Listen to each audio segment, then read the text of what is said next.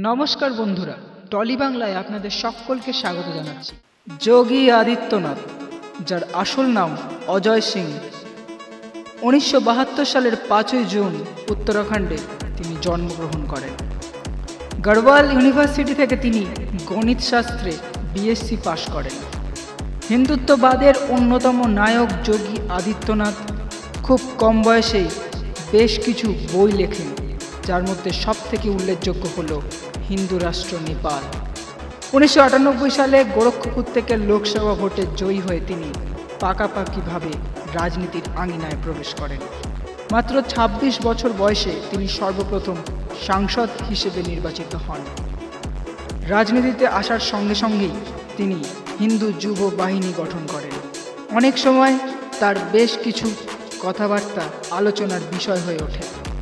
তিনি তার রাজনৈতিক জীবনে অনেক চড়াই উতরাইয়ের মধ্যে দিয়ে যান। 2007 সালের গোরক্ষপুর দাঙ্গার ফলে মূল অভিযুক্ত হিসেবে পুলিশ যোগী আদিত্যনাথকে গ্রেপ্তার করে, কিন্তু এর পরবর্তী সময় উত্তরপ্রদেশের রাজনৈতিক আঙিনায় যোগী আদিত্যনাথের প্রভাব ক্রমশই বাড়তে থাকে।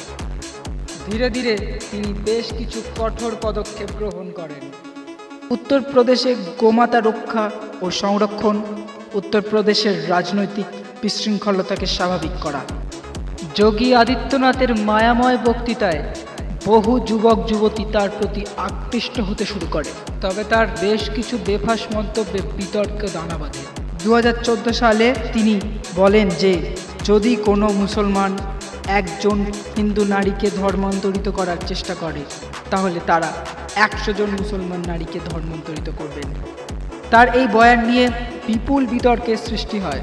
রাজনীতির চড়াই উতরাই খেলায় নানান বিতর্কের সঙ্গে জড়িয়েও 2017 সালের বিধানসভা নির্বাচনে কট্টরপন্থী যোগী আদিত্যনাথের নেতৃত্বে উত্তরপ্রদেশে বিজেপি জয়ী হয় এবং তিনি মুখ্যমন্ত্রীর পদে আসীন হন।